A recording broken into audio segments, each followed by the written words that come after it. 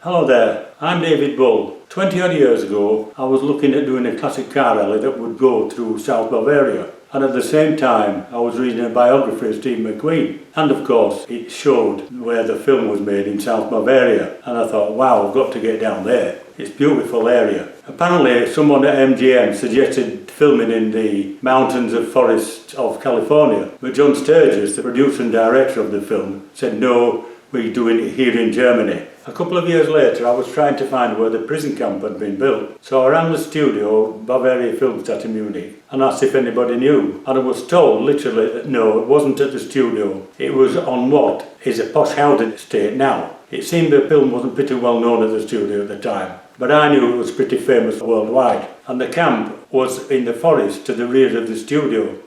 I think it might have been you who told me, John, that when to get permission to build this prison camp, they wanted to knock all these trees down, did you say, but they had to reinstate it all afterwards. And that's what I was told, yeah. The majority of the film was made at Geiselgastag Studios. Geiselgastag, yeah. Just below. And on the back lot of these studios, there was this big forest, and to build the camp, they had to cut down a whole load of the trees. And of course the authorities didn't want that, they can't do that, but I think they did a deal by saying that however many trees we had to cut down to build the camp, we will replant twice as many. Right. Yeah, I think that's how they got permission. Because you see, the real Great Escape, when they escaped, you had to have the trees because the tunnel was meant to come up onto the trees. Yeah. And of course, in the real Great Escape and in the film as well, obviously, it comes up short of the trees, so you had to have the trees there.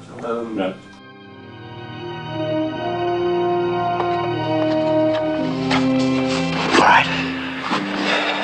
Hold on to yourself, Bartlett. You're 20 feet short. What do you mean 20 feet short?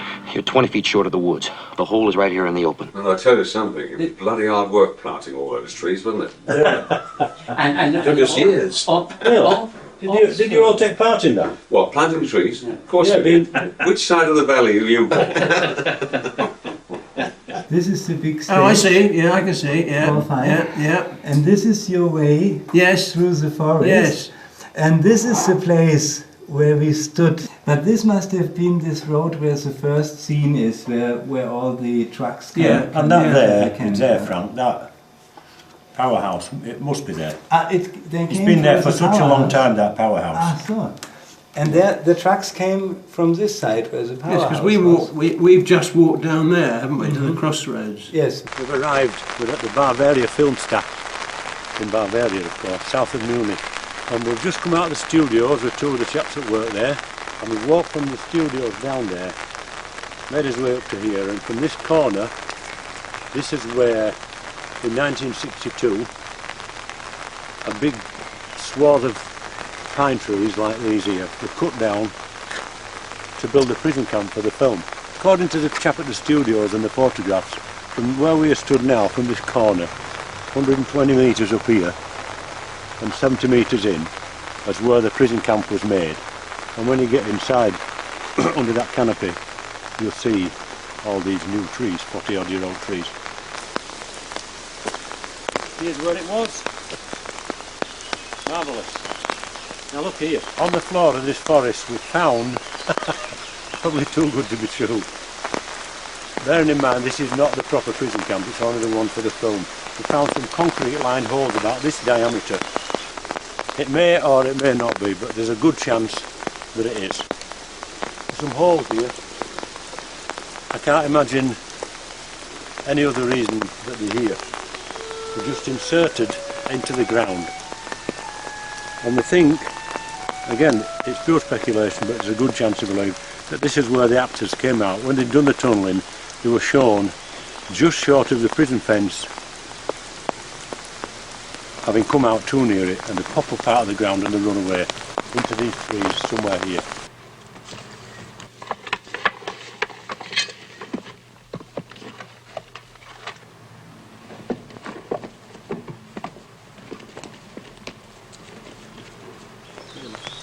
Oh, is it concrete, like you say? Yeah, it's concrete. It's not drainage or anything. On my first visit to the studio, I was introduced to Frank Tosser, the facilities manager whose job it is overseeing the building of the sets for the films.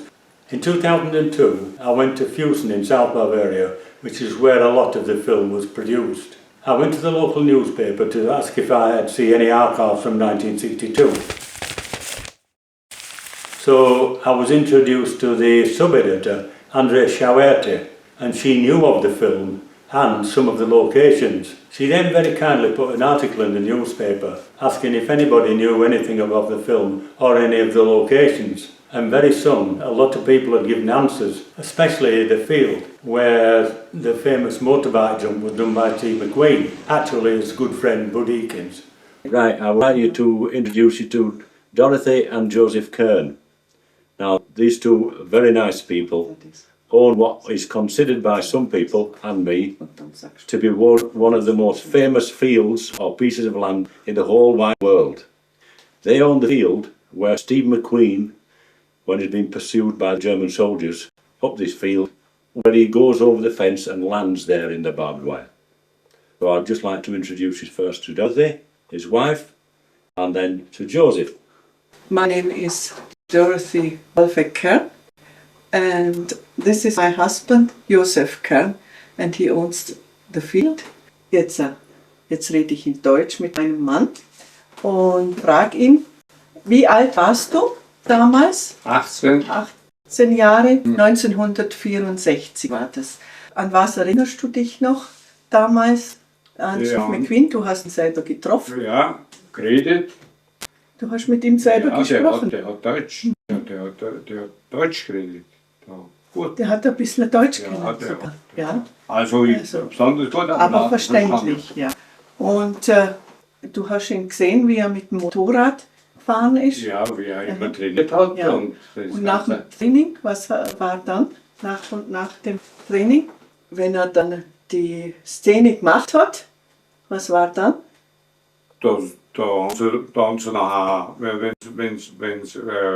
da sind sie nachher so beieinander gestanden und beraten und Du hast gesagt, die wird einmal mit dem Motorrad angefahren. ja, Mit euch. mit dem Motorrad schon, das ist schon. Aber er hat nur einmal hat er Euch mitgenommen? Ja, einmal. Ja. Das war Hesseluki hat einmal mitgenommen, mich hat einmal mitgenommen. That's him. Hesseluki und die. Und das Restliche hat dann das Doppel. Ja. Und erzähl einmal, wie es war mit dem Zigarettendreher. Er ist immer zu meinem Vater hergekommen und hat halt mit dem Vater geredet und der Vater hat sein Tabaksding rausgehauen und hat daneben so gedreht und mit dem so geredet und so. Und das hat dem unwahrscheinlich gut gefallen. Und das erste, was der Vater, wo er gekommen ist, hat der Vater gleich mal gedreht. Und dann sitzt er wieder auf der Deutschland und grau. Und der Vater war da wie ein Hausmeister, sagt er. Der hat Mein also Vater. alles geregelt. Right. Der ist mit Traktor gefahren, weil das Holz aber ja transportieren müssen. Das Den Balsenholz. Zaun aufstellen und das Ganze. Und das hat alles mein Vater mitgemacht. Sein Vater Ja. transportiert Ja. Right. die Very good. Equipment da. Ja. For the fence and the wood and everything. Very good. Good. Very, really good that was. Ja. There are lots of shots with the motorbike chasing around, and it's not all in Joseph's field. But when he's coming up the field, up to the barbed wire, Joseph told me a few years ago, when I said to him, where did he come over the fence? He said, to turn around, and in front of you, 25 metres, Yes, he is knows where he hit the exactly. ground. So I would just like to, when we come again, put the camera there. See if we can find the jump. I think that's the start of it. Somewhere there. I think it comes down here. 60 meters from where he stopped cutting the grass. War so Richtung dem Mast. Da war der Zaun. Und da war die Senke drin. Und der Sprung war jetzt genau, wenn ich es jetzt genau sage, in die Richtung von dem Mast. Da aber viel weiter oben, wir können jetzt schnell nachgehen. Und Plan da. ja. He knows exactly where it is. So. Und der Sprung Das ist so, die sind ja mit den Motorrädern da runtergekommen. Und dann ist ja da der Zaunaufbau gewesen. Und dann ist der da an dem Zaun, der Zaun war ja aus Beiserholz, an dem wo er gesprungen ist. Also gesprungen ist ja der Doppel. Ja, der Doppel. Ja. Weil der Steve McQueen ist aber selber auch um. Selber selber gefahren, aber den Sprung hat er gemacht, oder? Der hat den Sprung selber gemacht, aber nicht im Film. He said Nur Steve McQueen made the jump as Training. well, but not in the film. Just Wir waren ja alle da. practicing. Ja. Und so Look ist at the er. wooden shed and look in the direction from the masten. This direction. Straight on. Und das Straight in this line there was. Soll ich da mal so eine Linie machen, wie er gefahren ist? Mal, wie die Zaun waren. Ja, Das waren ja zwei Reihen, gell? Die andere war dahinter dann. Gell? Ja, ganz genau. It's the second part of the jump. And this was the big fence fence, and the that's the little little one. fence. Und nachher ist er da so hin und her.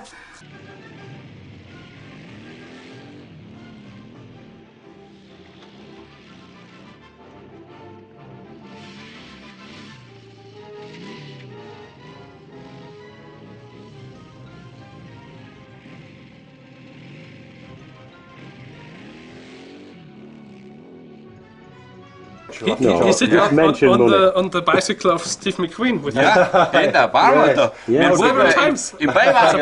Really? He was sitting on the same Da motor waren wir Buben, das war ein Trumpf. together with Steve McQueen. When he was a little boy, Ja, wie alt warst du?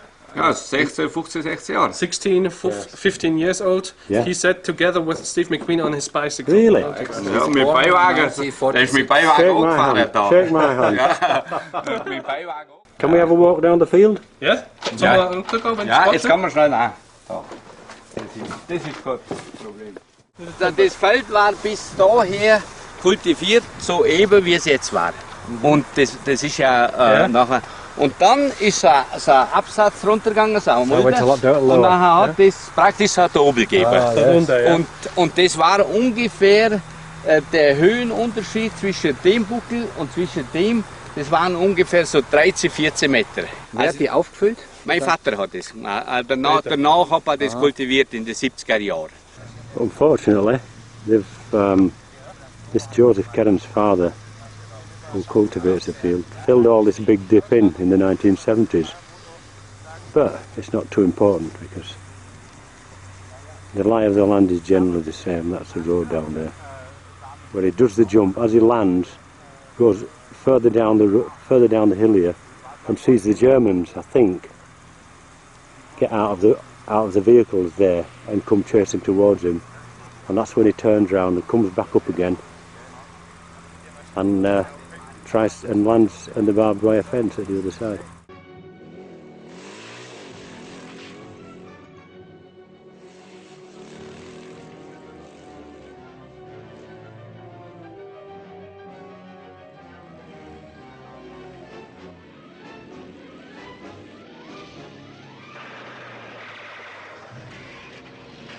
Joseph said there was another camera about here.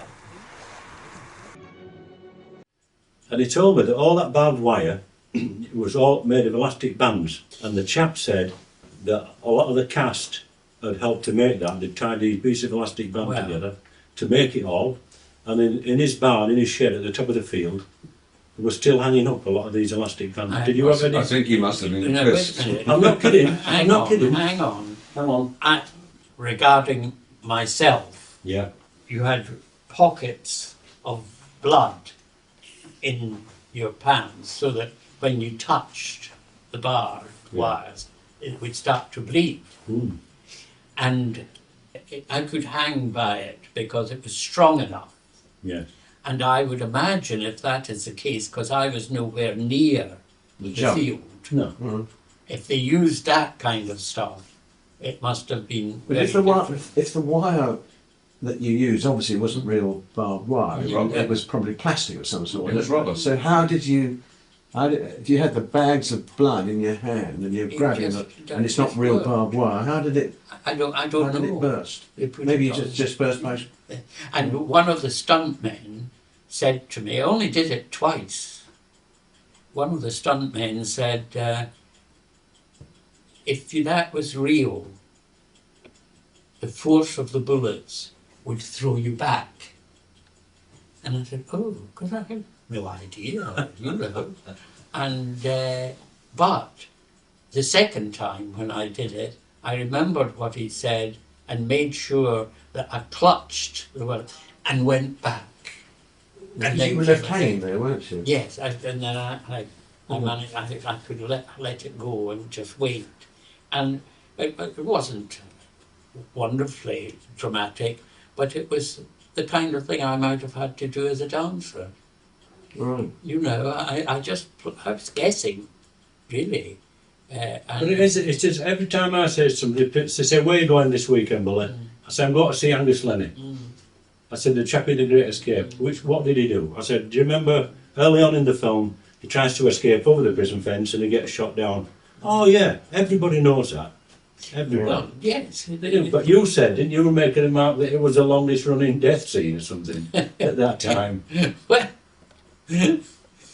probably it was. Making it up and decide how you were going to do it. Yes, but a lot of it was me on my own thinking about it. Yeah. I didn't know how I mean, I think the stuntmen were there to pick me up if it hadn't worked. And they got it in 2 shots. But we'd waited weeks to get the right weather. We got up at 5 in the morning to get it right. And then they say, no, I didn't do ever. I just did it twice. But I remember watching it. So yes. I remember watching it because the scene after that was when the camera comes round under all of us. Yes. And Dickie Attenborough says something about open up Harry, we'll dig around the clock. Yes. Wasn't it? Yes, that's right. Yeah. Going out tonight. Right. Open up, Harry. We dig. Around the clock. Andre Chauerte put an article in the newspaper asking if anybody knew anything about the film or any of the locations. A lot of people had given answers. We met all these people and we took them to a restaurant in Houston one night and we had such a lovely evening. And these people have been in touch ever since. They've been a big help. They downloaded some photographs and knew the location of the barn where Steve McQueen points his gun at the oncoming soldiers on the motorbikes. Now when they brought them to show us them, they didn't look really, something didn't seem right, but I held them up to the light and turned them round and had a look. And there it was, the exact place. Wow, here it is. We verified the thing by looking at the pictures and the film and noticed the place where McQueen points his gun at the soldiers is in between a nail and a knot in the wood. So we've called it the knot and the nail ever since. Wow, that was great. It's pretty famous now because if you look on Google Earth, it says Steve McQueen, Stadel, Motorrad Flucht, meaning the barn where Steve McQueen is flying away on his motorbike. We wanted to do a photograph take of us holding the gun, but we needed a gun. So I went down to Houston to the local toy shop and we went in, had a look round, and there it was, a gun in a plastic packet. I thought, wow, we've got it. We go to the counter to pay, and the lady behind the counter says, thank you that much, to be €5-6. Can I help you with anything else? And I said to her, can you tell me where is the nearest bank? And she looked at a scowl on her face for 5 seconds or so, and then I grinned, and she realised I was only kidding, and she grinned. What a happy memory, that was bloody marvellous. Over the next few years I interviewed some of the people in the film. First was Tom Adams, who was Dynamo, John Leyton, Willie the Tunnel King, Angus Lennie, Archibald Ives, and George Mikell, Lieutenant Dietrich. Another chap we interviewed was Wolfgang Martin. Now Wolfgang played truant from school for 2 or 3 days to sit in the Kugelwagen of a German soldier. Kugelwagen apparently is like an open-top jeep. That was a nice little tale. The truancy finished up in the local newspaper and he got right bollocking off his mother. I also interviewed Leyton and Joachim Holfielder at his little Hotel de Alpina in Hopfensee, which used to be the pergola when his mother and father had it. Joachim lived here with his mother and father in 1962 when the Great Escape film was made, and most of the top dogs in the film stayed with the whole film, you see. It's very nice to be here again. Yes. So it's 52 years on, which is really quite amazing.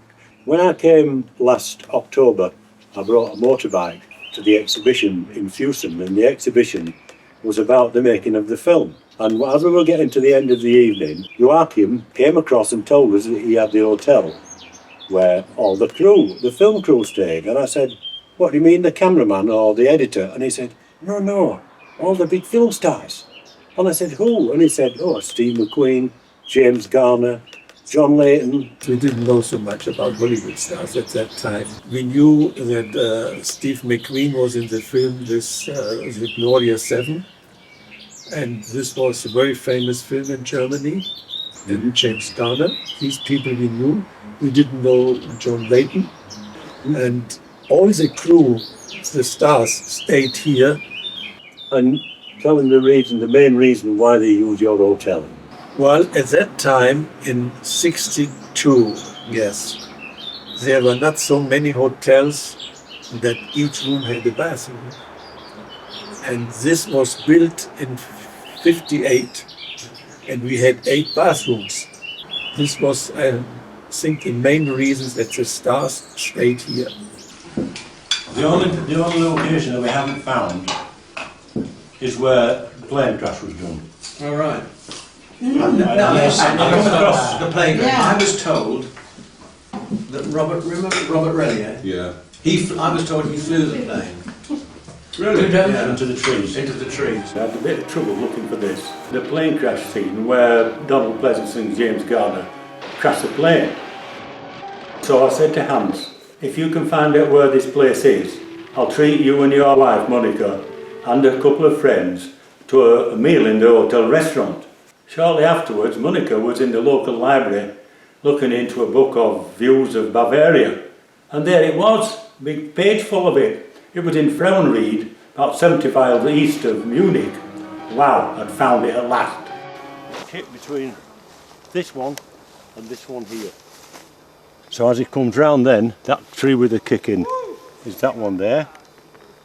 So it looks like the wingtip hits somewhere there, and this one here.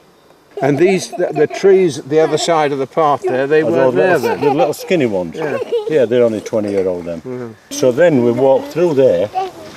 And that's where Donald Pleasance gets shot. Yeah, and that's where the German soldiers were, waiting down there. Yeah. And he gets shot. Yeah. That's it. Marvellous. Discovered. Spot on. That's great. Yeah. Now are you convinced now? We're not just pulling your leg. This is, you got this absolutely spot on. Yeah. So 48 years later, here you are. Here we are. Take a look. House, Yeah. Garner, Yeah. us. Us. House, Garner, us. We're right on. I'd say we're right here. We're right there. Yeah. We are where the camera was. Yeah. So my next interview was at Frauenried. Hans Berchtold got in touch with Caspar Meyer, the owner of the field, and asked if we could do an interview. And he said yes. So we made arrangements to go down there. And Caspar's claim to fame, as he offered to sit in the plane to fly it or drive it through the field. It was a lovely interview. Caspar couldn't speak any English, so we sat with the camera pointed at Caspar. I asked the questions in English. Caspar's grandson, Marcus, sat to my right-hand side and asked the questions in German. And then Caspar answered in German, and Marcus translated it back into English for me. So that was really good. It was a good day, that. The story was about who was going to fly or drive the plane into the trees. Garner and Pleasance couldn't do it for obvious reasons. So Caspar Meyer offered to do it, to sit in it. But obviously he couldn't do it either. So the second unit director, Robert Rellier, sat in it and did it instead. So that turned out fine. Ich heiße Caspar Meyer, bin aus Frauenried und bin Landwirt. Was the land his father's land at the time? Nein, das Anwesen hat meiner Mutter gehört. Mein Vater war schon gestorben. Die Mutter war zwar Besitzerin, aber ich habe alles gemanagt. Right. How were you approached and by whom to do the filming? Die Filmgesellschaft ist zu mir gekommen und hat gefragt, ob sie bei mir filmen können. Da habe ich gesagt, ja, ich schaue mir das an. schaue mir das an und bin ich mit denen hinauf da zum Stadel in die Wiese hochgefahren und ja, dann haben sie gesagt, sie möchten das auf diesem Feld oder auf dieser Wiese möchten sie die Filmszene filmen. Habe ich gesagt, ja, bin ich einverstanden. Habe ich gesagt, was bekomme ich da? Ja, dann haben wir ausgehandelt, ich glaube, ich kann es nicht mehr genau sagen, aber ich glaube 600 D-Mark habe ich dann ausgehandelt und dann sind sie gekommen und haben den Film, diese Filmszene da gedreht. Es sind die Filmschauspieler, ich weiß nicht mehr, wie sie geheißen haben, aber ich habe sie gesehen, weil die haben immer einen Tag lang für eine Minute, die dann im Film gekommen ist, haben sie einen Tag gebraucht. How many days was the film crew here doing the filming? Ich glaube so, ja, 2-3 Tage so.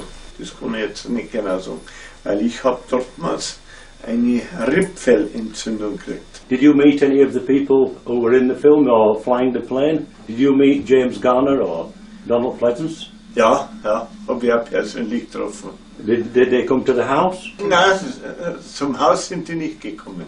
Ich war droben und habe mit den Filmschauern, während der Pausen, habe ich mit denen gesprochen. Die waren sehr nett, muss ich sagen. Right. Und mir ist das sehr langweilig vorgekommen, also sie haben immer wieder die Szene neu gedreht, haben immer gesagt, wenn es soweit war, Aufnahme bitte, Ruhe bitte, hat das immer geheißen und dann mit den Scheinwerfern und so haben sie das gemacht. Und da habe ich in der Zwischenzeit mich schon mit den Schauspielern auch unterhalten können. Ja. Die haben mir das, da waren schon Übersetzer dabei, die Englisch auf Deutsch übersetzt haben und umgekehrt. Und so sind wir gut, ich bin gut zurechtgekommen mit der Gesellschaft. How near to the actual plane crash were you? Direkt dort. How many meters? 1 Meter vielleicht.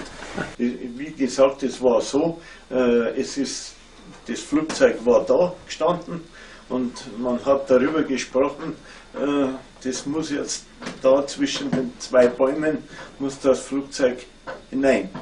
Und dann haben sie den, ich weiß nicht mehr, wer der geheißen hat, der Filmschauspieler, der soll da rein fahren mit dem Flugzeug. Und dann hat er gesagt, nein, das macht er nicht. Ich glaube, sie haben gesagt, $20.000 kriegt er. Dann sage ich, ich war daneben, ich war dabei gestanden. Dann habe ich gesagt, ja, ich mache das gleich, sofort. Ich setze mich hinein und fahre. Ja, da haben sie so hin und her. Und dann hat der doch gesagt, nein, er macht es selbst. I think, from what I've read, that the second unit director was called Robert Relier, and I think that he was in the plane, he flew the plane across the field and crashed it. The film is made to look as if the plane is flying in and crashes between the trees, but in effect it must have been taxiing fast across the field. It can't have come down like that. Das ist nicht gefahren, das Flugzeug, das war von den Bäumen vielleicht 20 Meter weg und dann ist der losgefahren. Die Flügel haben schon eingeschnitten und dann ist der losgefahren und patsch und das ist ein Hohlweg und dann ist das Flugzeug mit der Spitzen in den Erdwall von dem Hohlweg hineingestoßen. You can see that in the film. The crash was perfect. Where did the plane come from? How did the plane get to the field? Das Flugzeug, das ist da, das haben sie mit einem Lastwagen gebracht.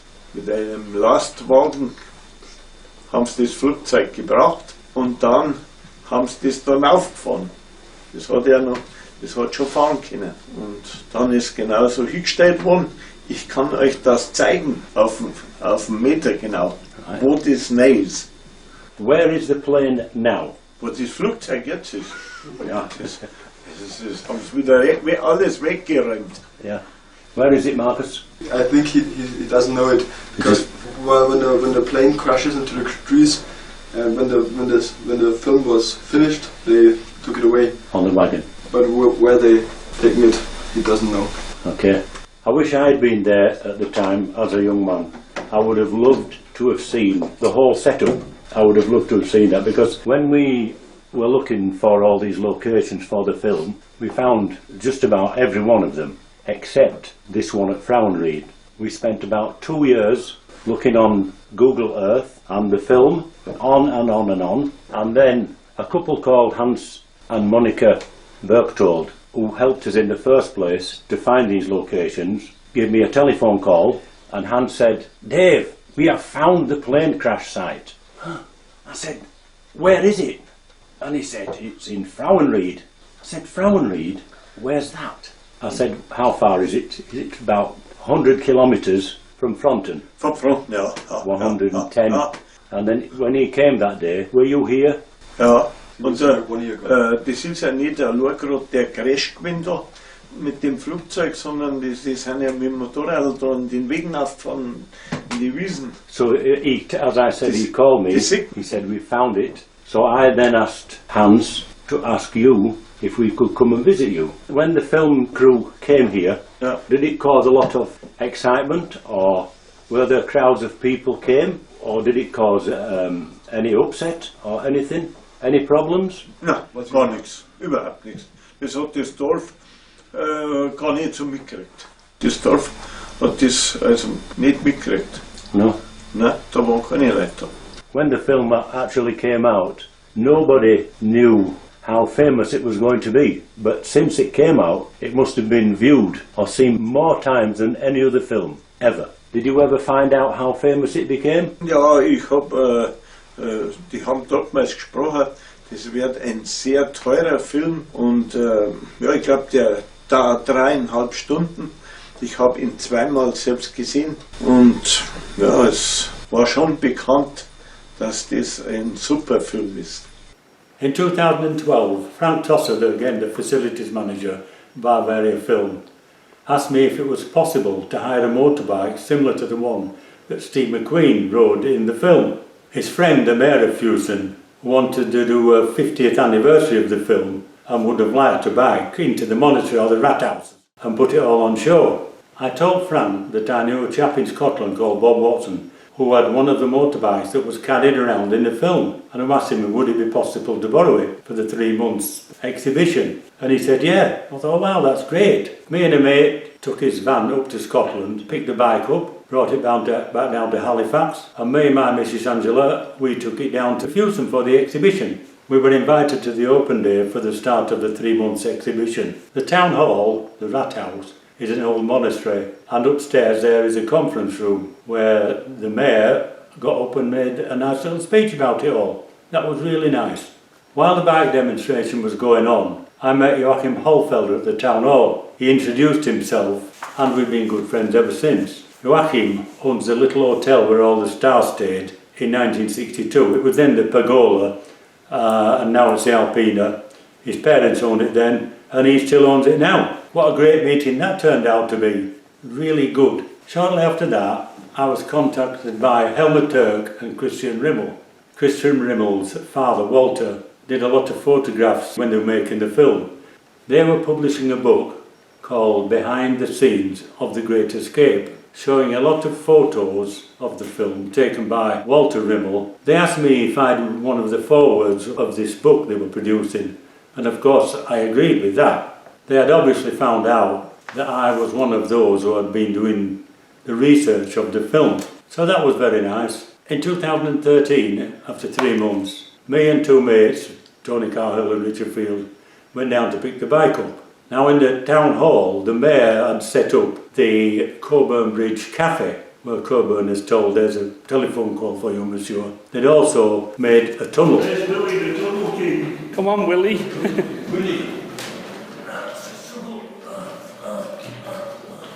It was quite a bit of fun day with that. 2019 was the centenary of Bavaria Film Star, and Frank Tosser asked me if it would be possible to borrow the bike again. So I said, well, I don't know. I rang Bob Watson up and asked him if we could borrow it. I didn't think it would, but it did. He let us take it for 3 months, but it actually turned out maybe for 18 months because of the COVID, but it proved out very good. They hung the bike up in the exhibition centre at MGM Studios, and there was the bike, a Coburn cap, Steve McQueen's baseball and other artefacts. Were really good. Back in 2019 I was invited by John Leyton and Joseph Kern to come and watch the remake of Guy Martin's jumping over the fence on his motorbike. That was very nice to be invited.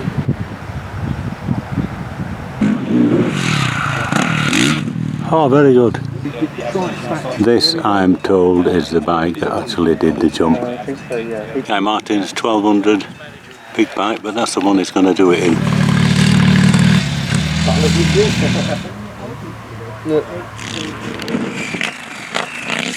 Very good. Joachim Holfelder was there and came over and asked me if I could help him to make his hotel into a, for want of a better term, a museum, because of all the people that stayed there. Over a couple of years, I've made a book of now and then photos. It's photos A4 size, downloaded from the film, and on the opposite page, a photograph of the same location now. It's been quite good. It's hellfire. It's amazing. I then took the Schweitzer Grenz sign from where McQueen shoots off up the hill and took it down to exactly the same spot and let Holfelder sit on the motorbike. We took the motorbike there as if he was Steve McQueen, and we did it with a bloke called Axel who worked at the town hall, and one or two people since then. I've also taken people to the not a nail barn pretending to, you know, with a gun. So it's been really good fun. Early in 2022, he asked me if we could do like an open week or an open day at the Alpina Hotel. So we invited people who were in the film or had contact with the film at the time. So they came to the Alpina and we bought on some celebrity masks. So they all dressed up as people who were in the film. You know, McQueen, Coburn, Bronson. It was a really good day out. That was nice. Doris and Joseph Kern came, and they still own the field where McQueen did his famous motorbike jump. Joseph Kern, or Seppi as they call him, his father taught McQueen how to roll cigarettes, and then McQueen and Eaping separately took Seppi round the field on the famous motorbike. So that was another nice little tale. Wolfgang of truancy fame and his wife Angelika, they came to the open day. The local hairdresser Jakob Schmaltz, his father used to cut the hair for Coburn, McQueen and the rest of them at his little barber shop in Weisbach. How old were you then? Ich war damals 12 Jahre und ich war jeden Tag im Shop von meinem Vater. Und sie kamen alle 2 Tage zu meinem Vater, um sich rasieren zu lassen. Und zwar Steve McQueen, Charles Bronson und ab und zu auch Richard Attenborough. Steve McQueen war ein lustiger Typ, der es besonders mit Kindern gut verstanden hat. Er hatte immer einen Joke parat. Charles Bronson war damals ein mürrischer Typ. Da war sogar Richard Attenborough freundlicher zu uns Kindern. Aber Steve McQueen, er war sehr lustig und sehr freundlich. I took John Leyton to Jakob Schmaltz's hairdresser's or friseur 15 years ago and got him to get his hair cut while we were there. So he was sat in the barber's chair having his hair cut, and I've got a photograph of him. And Jakob still has the photographs hung up in the lounge round the corner. That was really good. Hans and Andrea Leitenmeyer, they own the farm and the field where they did what I call the farmyard chase. We are at the Leitenmeyer's residence, which is this house at the bottom here with all the flowers on it. This was the part of the film where Steve McQueen comes out of this alleyway here between the two houses and he tears down here.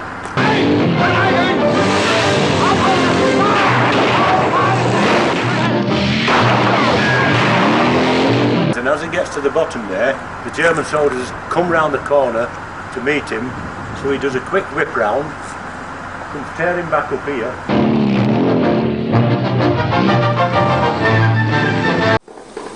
Now the next bit you see on the film is McQueen come terracing round the corner of the house there, Leyton Meyer's house. Round here, this was all grass virgin field at one time. So he makes his way down here, down to this here. The next shot you see is McQueen going directly over the bridge, and then shortly after that you see another motorbike and sidecar coming down, which try to take the bridge but can't, crash into the side there and turn over.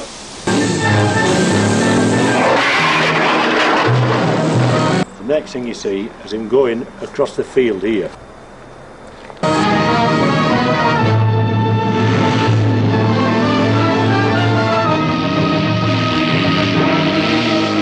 Right, this is in 1962 when the film was made. All this wood pile's disappeared. This tree's disappeared. This tree's disappeared. But the shed here, that's still here.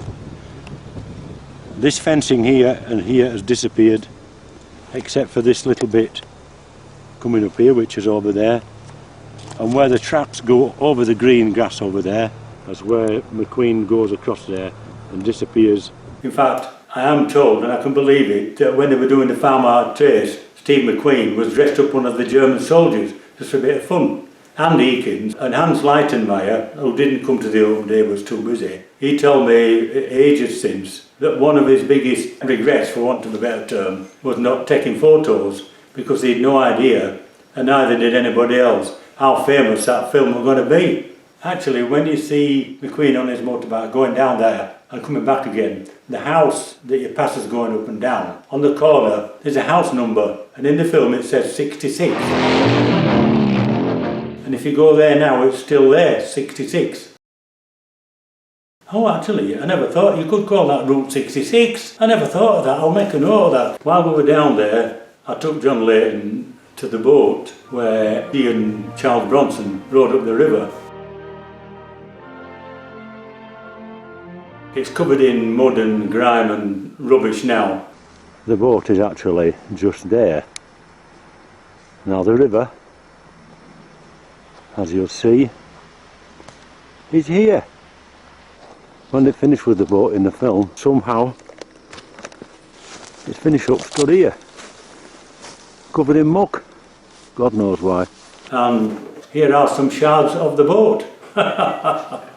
We also went down to the river where John and Bronson get into the boat. It's just down the road from Fusen. Where in the film it shows they set off rowing upriver. Then when you look later on, it shows them rowing down the river to Fusen.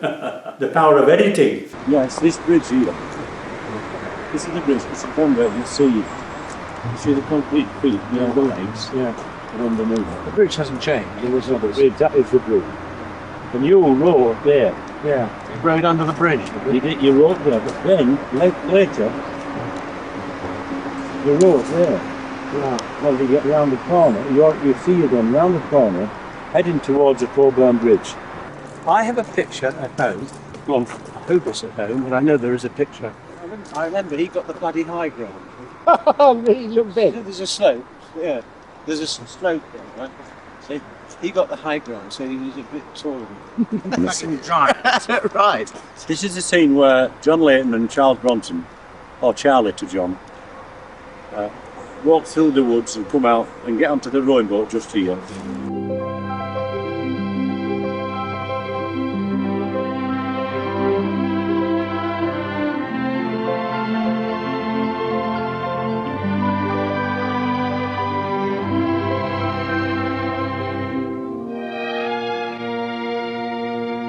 There was a little wooden jetty there, and they both got on it, and away they row. John says to Charles, "Do you want me to drive? Do you want me to row, Charles?" What did he say? And he said, "No, I'm not sitting in the back."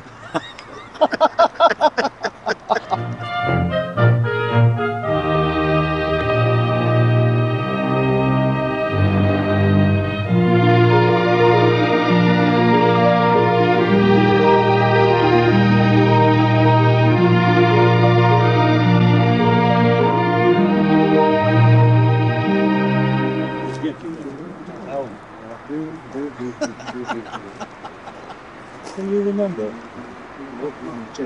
The boat was moored at the end of the jetty. Not far out, but can you actually remember standing here? Yes. As we stood here now? Yes. Does that come back to you large as large as life? Yes. Yes. Yes. Good. Absolutely. Good, it's good that. And because this was, you've got to remember, we've been filming now, getting on for 6 months. Yeah. And this sequence we're talking about now was the last sequence filmed in The Great Escape, which was me and Charlie in the rain gate. Yeah. Well, of the 76 that escaped, I know this is in real life, this is only the film, but there were three people got back to England, 2 of which were Charles Bronson and his lordship, John Leyton. The other one was James Coburn, but they're different names in the film. So do you want to dive in there and get the real feeling? Do you want to have yes, so we go for real now? What, dive in? Yeah. I'm a very good diver. Yes, but Are there any? Then, but this is what the editor does. They both get in and they start rowing up the river here. And the next thing you see when they're rowing again, they've gone up here towards Fewston, and they're just going up to the Coburn Bridge, which is just round the corner. Well, we'll go next. And then the final shot was in Bremen. And Bremen, yeah. And that was it. Yeah. End of production. End of shoot. Yeah. End of shooting.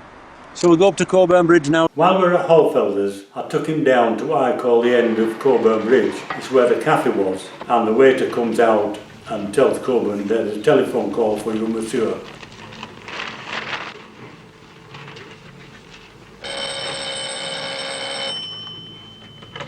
Café Suzette? Oui.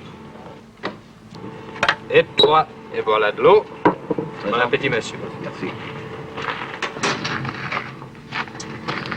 Monsieur, téléphone pour vous. Téléphone pour moi? Oui, monsieur, téléphone. Venez ici, par ici. Voilà, monsieur, téléphone. Merci. Hello? And then the resistance come and shoot the SS men.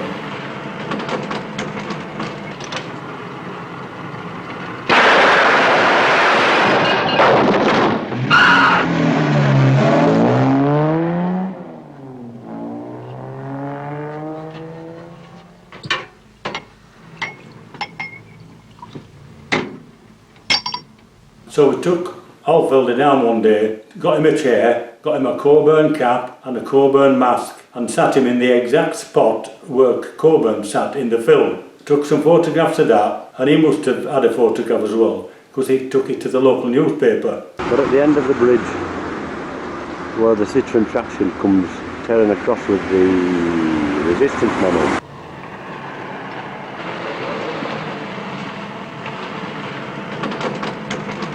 Coburn, we think, is sat there, roughly where that bench is, under the flower pot. And the booth, the bistro, is there, well, that is just backed into. The next week it was in the Allgäuer Zeitung, doing his famous poses of James Coburn. That was really funny. Holfelder still has the actual baseball that Steve McQueen gave him back in 1962. He didn't have Coburn's cap, which he gave him, but he left that on the plane sometime, years ago, damn. But never mind, it's a nice little tale. Round about the same time, I was asked by Frank Tosser if I could possibly plant one of the trees that had grown from acorns, which had fallen off the oak trees that Garden Pleasant's plane had flown into.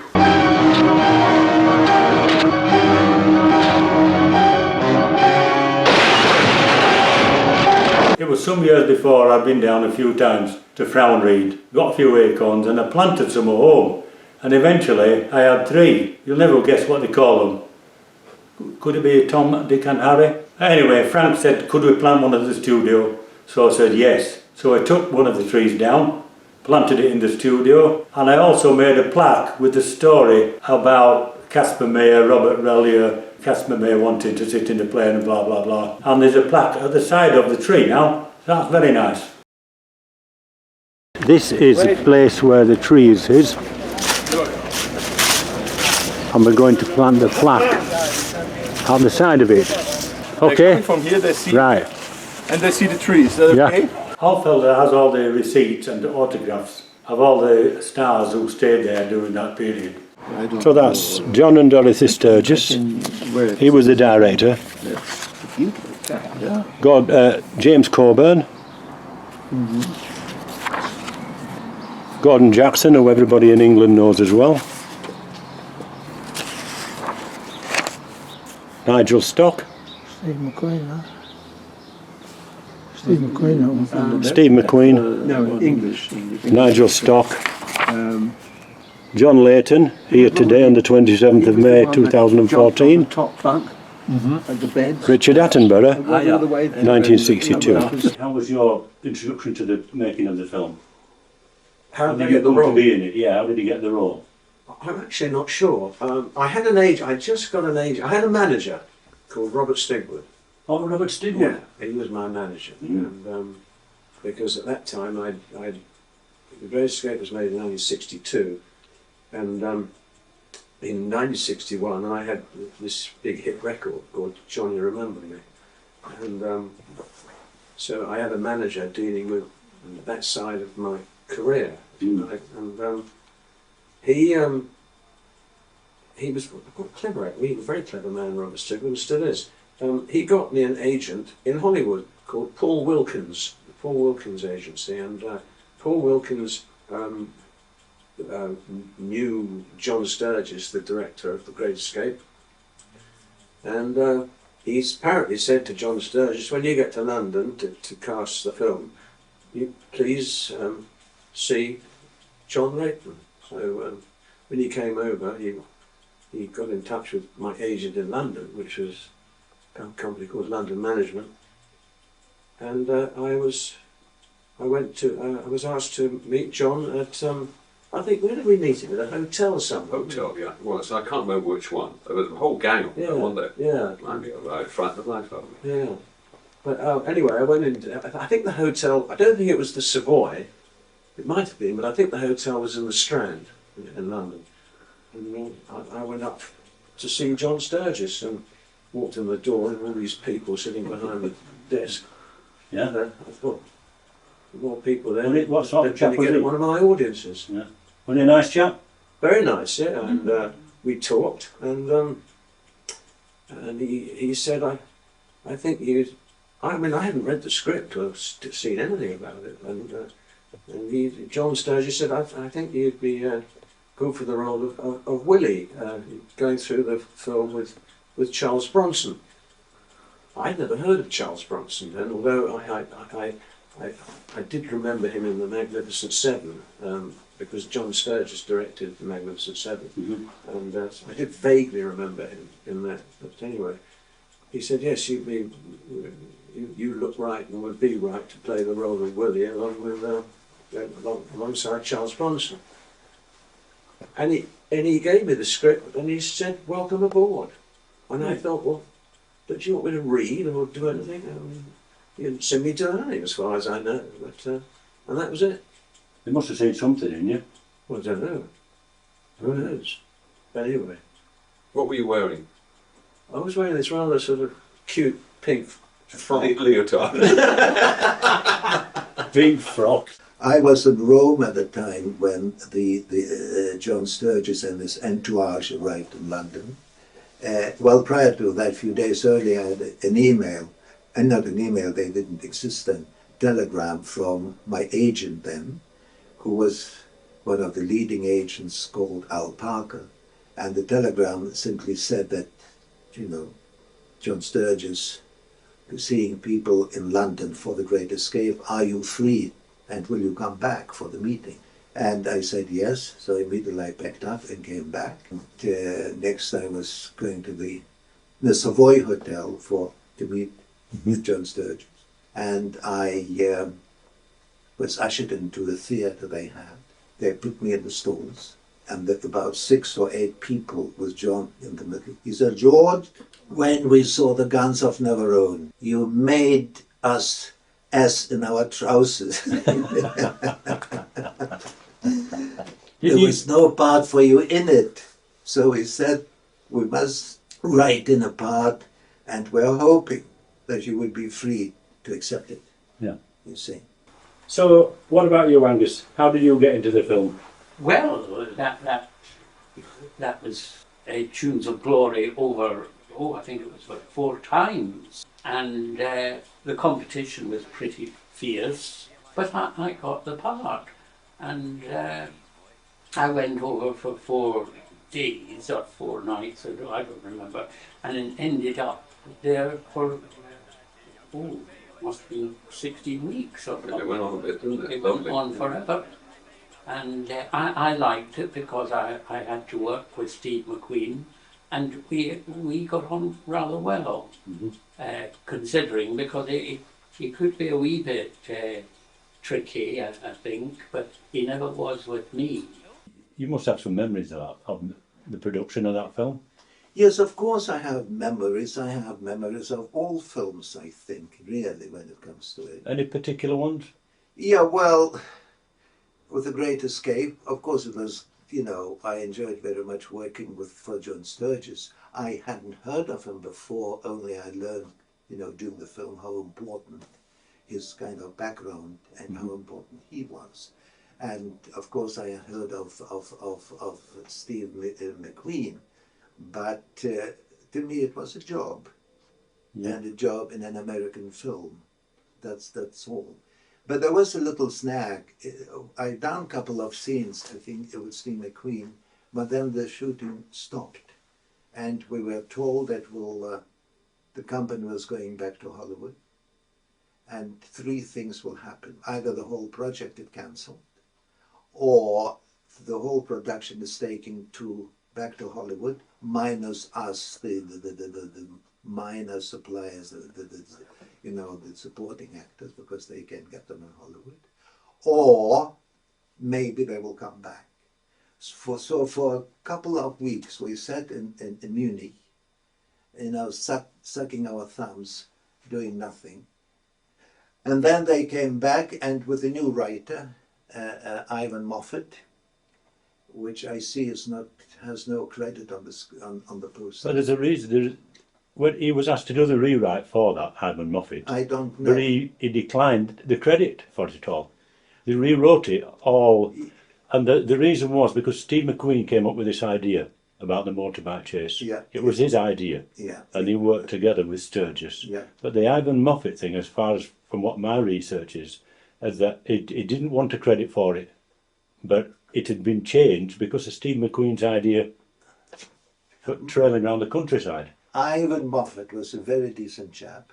I got to know him quite well. His wife was there with him. I didn't ask him how, but if I had to give interpretation of all this, I think, the film industry is contract and contract. I see that now there are two writers credited on the posters as being writers. I think, subject to contract, maybe they couldn't give him a screen credit. Instead, I would think they paid him handsomely, and the only thing is to say, look, I don't want the credit with Moffat's, Ivan's agreement. He got his money.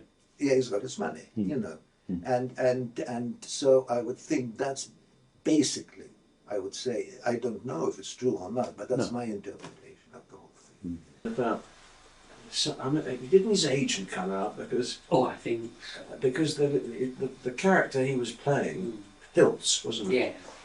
Yeah. He kind of really, the character wasn't really part of the plot of the film, and he was kind of like, I think wasn't he a bit concerned about the fact that he Well, remind me, you probably remember. I never got. Being younger, but didn't Steve McQueen, after the first 10 days filming, he didn't like what he'd seen, and we had to reshoot. He had to reshoot most of his scenes. I'm absolutely sure because I don't know that. I never understood. I never heard that. But he certainly, there were times he wasn't all that happy. I think he was concerned that his character, Hiltz, had nothing to do in the film. I mean, he wasn't sort of an integral part of escaping, and I think maybe, when the two of you broke out, and then came back in again to sort of wreck you the outside. Yeah. I think that was added at a later date, wasn't it? Yes, I would imagine so. That would might be possible. No. But I really didn't know. I wasn't to these. Well, I heard Sturgis talking to him one day, and I was here always bit. And Sturgis said something like that. For Christ's sake, Steve, you've got to say something. Yeah. He wanted to keep cutting the line. He didn't want to say too many lines. He just wanted to do it all visually, whatever. He said, for Christ's sake, Steve, you've got to say some line. You've got to say something. So there was a bit of a problem. Yeah. Yes, But maybe I've got it wrong. If you didn't do your scene, well, I don't know. I think the opening things he did when he was wandering up down with the baseball and when he threw it over the thing, whatever it is. Well, I'm bloody sure because we were there for much longer than we should have been. And as far as I remember, there was the extra part of a week or something, but he wanted to go back and reshoot some of his stuff. Right. Was in the original script, I don't know if you can remember this, but when you first read the script, was the bike jump and all that chase? Was that? You know something? It sounds dreadful. You know, I never read that script apart from the bits I was. Well, right. As far as I know, that bike chase was not in the original script, and it was McQueen that suggested it to Sturgis. This is what I've read. The bike chase and the bike jump. Yes, it was all I got a McQueen's feeling idea that. because Yes, I think he was concerned about the size of his role yeah, well, in the film. And But he's a minimalist. He doesn't speak, does he, McQueen? He doesn't need to speak. Bud Eakins He did didn't speak the in that actual much. jump. Sorry? Bud Eakins. Yes, Bud Eakins did the jump, The the jump. stunt guy, but I just wondered if it was originally written in the script, or was this something that Steve McQueen and perhaps his agent dreamt up later? That's what I understand. That's what I've read. Bud Eakins did the jump on the bike. He did, yeah. Yeah. If you, the ironic thing about it is that if you look closely, Bud Eakins was about what, 6'4". No, you didn't. Steve McQueen was barely 5'9", something like that. Was he so tall? Yeah. I didn't think he was so tall, McQueen. Well, he wasn't tall, whereas Bud Eakins was. But when the bike goes into the dip, it goes into the dip, comes out the other side, and goes over the wire, does the jump. When it goes into as it goes into the dip, Steve McQueen's on the bike, and you can see, you know, that well, you can't see it's steam, but it is steam. But when it comes out the other side, Bud Eakins is on the bike. If you look at the length of the difference between the lengths of the legs, when it comes out the other side with Bud Eakins on it, his knees are practically under his chin, sort of hanging over the handlebars. Well, if you didn't know, you wouldn't notice, would you? No. Anyway, he did seem like a nice chap, and he was telling me different tales about people in the cast, you see, and one of them was, he said, you know the chap who went to tell Colburn that there was a telephone call for him, and I said, yeah. He said, well, that chap was going out with the Sheriff Percy's daughter. And I said, really? Well, you got it slightly wrong, I think. Pardon? I don't.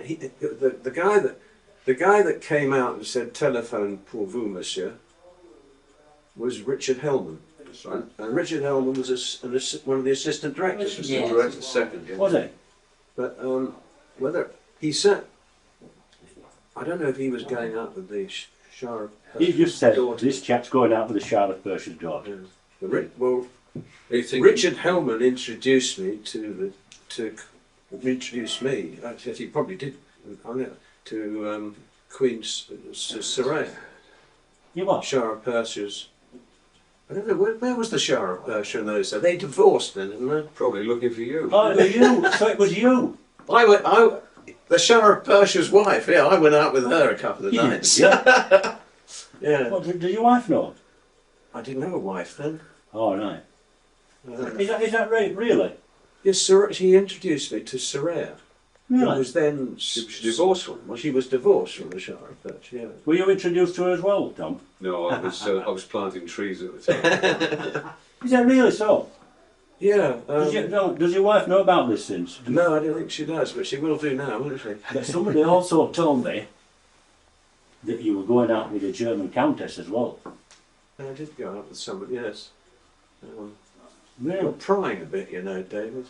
Yes, indeed. And that was that. She was a pretty girl. Yes. Yeah. Yeah, you probably broke her heart, you swine. You will phone me, won't you? Of course I will, my dear. Yes, of course I Yes. will. What is your number? How do you get to meet these people?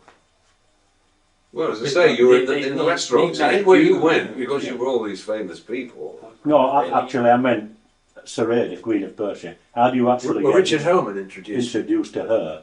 Richard Hellman, yeah, we were talking about, he introduced me to her. But he introduced me to Soraya, and that's how I got to know Soraya. But the Baroness, do you remember, did you come out one Sunday afternoon, the production company laid on a go-karting afternoon, and I remember getting on these go-karts, and there were quite a few women standing around. Of course, they all on the touchline. That's right. Yeah. One of them was the Baroness, and I thought, hello. I remember that. I might take a shot at the title then. Do you remember? Because Bronson was there, wanted to drive. McQueen was a very good driver. He could drive things. Steve was going all over the place, and Bronson was going into the bloody tires, arse overhead, falling off. Yeah. He got so annoyed. Well, getting back to the Steve McQueen Bronson thing, I don't know. Yes. You assume that perhaps they didn't get on, but McQueen was apparently brilliant. they hadn't got on in Magnificent Seven. Magnificent Seven, and Steve didn't want anywhere near them. Oh, didn't he? He didn't want Charlie Bronson anywhere near. Yeah. And Coburn. Coburn was in. Yeah, but Coburn was. With the knife. It doesn't matter. Yeah. Coburn was a different kettle of fish because he was a very good actor, and I don't remember him ever being a problem. It must have been a great film, that Magnificent Seven, because Yul Brynner and Steve McQueen hated each other's guts because McQueen was the young pretender. Yeah. And you're telling me that Bronson didn't get on with McQueen either. Christ, can you imagine the atmosphere over lunch? There must have been a lot of prima donnas, though, weren't there? A lot of big ego. Well, of course, that's what it's all about. People don't, especially American film stars, they don't go in it for fun. They go in to make a name, make a lot of money, and be, the one at the top. Yeah. Yul Brynner, what a bloody ego he had. He was brilliant, so it didn't really matter. But I can imagine it was fairly strained, the atmosphere. Yeah. Me, I love to get on with people because it makes it so much easier when you forget your lines, isn't it? Sorry, old boy. So were there any major fallouts between the cast? I think Charles Bronson got on too well with James Garner. I don't think he got on well with anybody except you. We were worried about you at first. We thought, well, if he turns gay, if he asks for a kiss, what are you going to do? Exactly. Surely. Grassy had a body on it. That Gardner and Bronson had an argument about cards. I was there. Where I was see, playing I cards. wasn't. They went out in the garden and they started squaring up. Yes. Really? Yes. I knew I of don't it, know the one but I wasn't there. Garner was a big fan. He was a big sod and he was athletic too. Oh, yeah. I think Bronson was like a bloody concrete block, wasn't it? And, yeah. Well, there we are, you see. I didn't know any of this stuff. I was trying to be friendly to everyone, especially William Worsley, the man with the money. Get an extra $10 a week. Now, an interesting little tale. One morning, Steve McQueen comes out of the hotel. He's going to drive to filming set somewhere around Fusen. But he's got a flat tyre or something wrong with his back wheel. There's nobody at the hotel to help him out. Oh, damn. So anyway, there's a young lad who lives up the hill from the hotel. And he's coming down. He's kicking about outside. He asked if we could help him to get his tyre sorted out, which he did. So I asked him, could I do an interview with him? So he said yes. So we picked him up one day, took him to the Alpina, and I've got a nice little interview with him about his little tale, and then a photograph stood with Halfelder with his Fights Against sign outside the hotel. I'd like to introduce you to Joseph Hartung. We have been 12 years. Yes. I always thought it was 10 years, but okay. Yes, okay. You have been a kid, yes. And you came from upstairs, from your father's farmhouse, and outside was standing Steve McQueen, and in front of his Mercedes, and 300 Mercedes. Yes.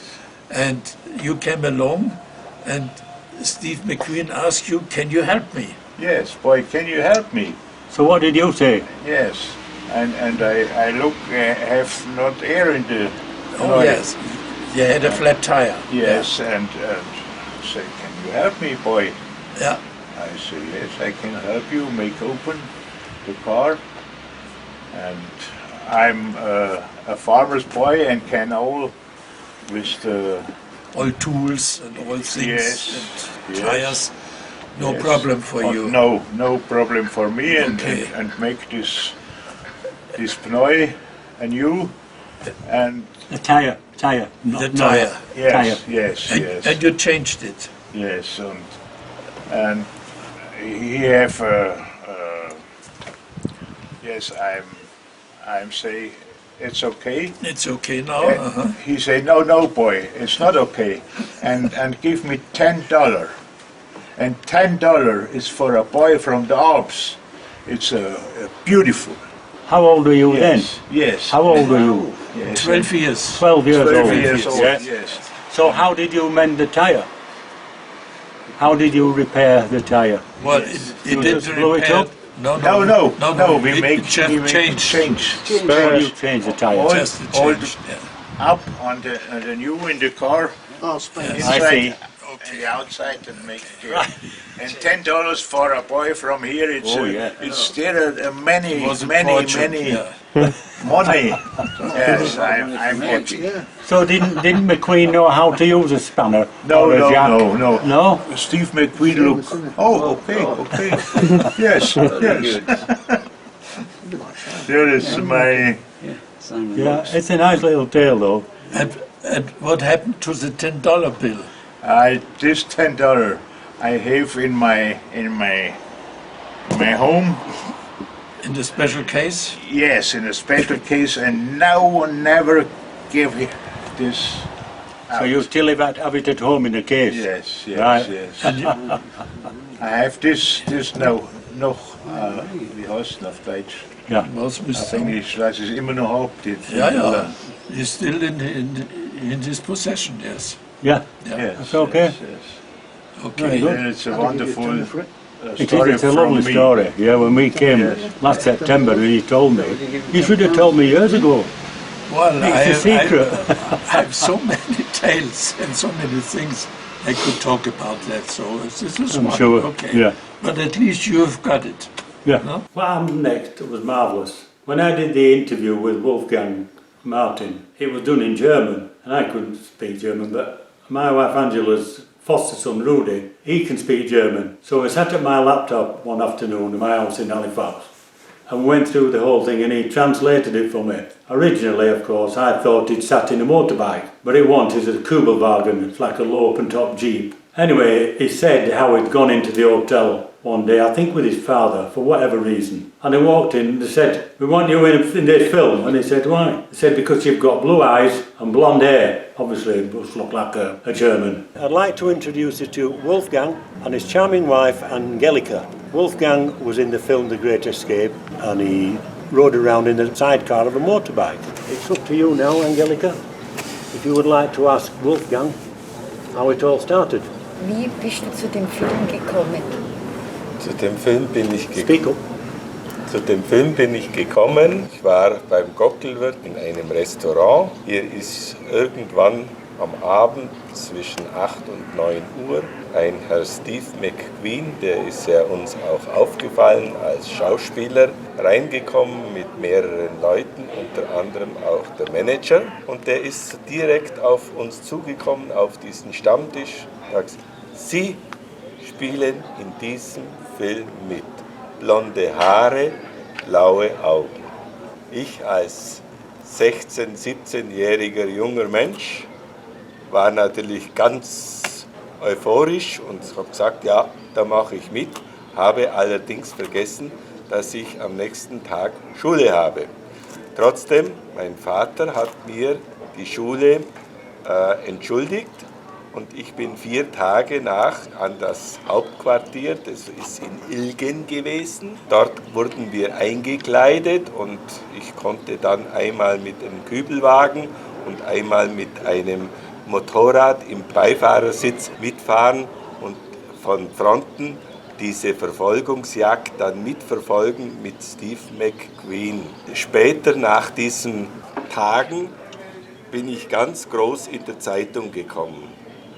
Steve McQueen und mehrere Schauspieler und ich hinten als Statist und mein mein Lehrer, sah mich und hat dann seine Entschuldigung angeschaut und wusste, aha, der Mann war gar nicht krank, sondern der hat an diesem Film mitgewirkt.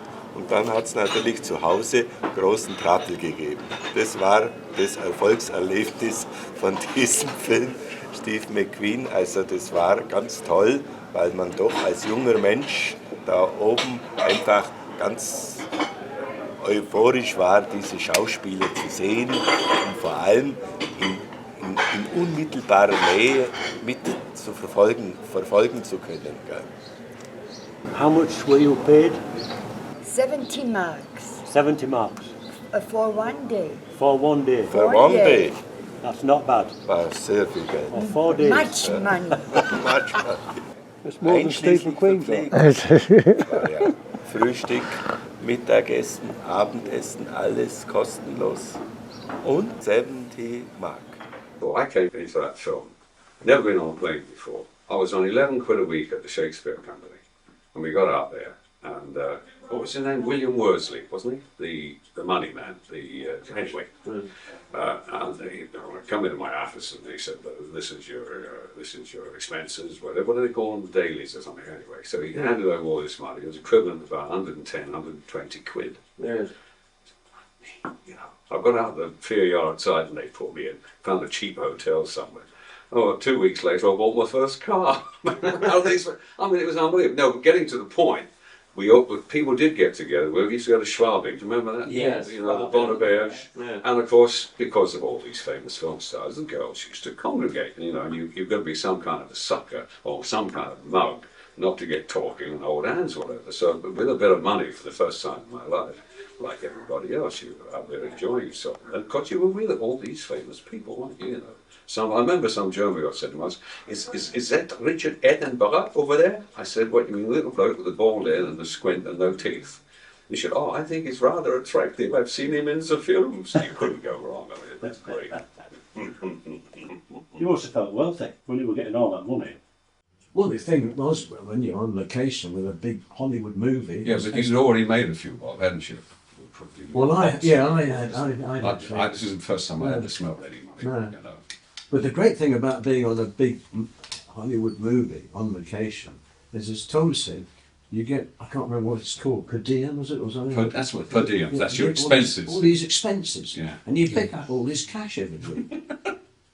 Tax-free. And it's all tax-free. And by the following week, I had spent it all, so it was multiplying in my pocket. I had a wad of cash, and that's got nothing to do with your salary, your fee for playing with. Didn't touch it, you know. I went home and I got $2.5 grand in the bank. That's in October 1962. It's a lot of money. That's a lot of Really? money.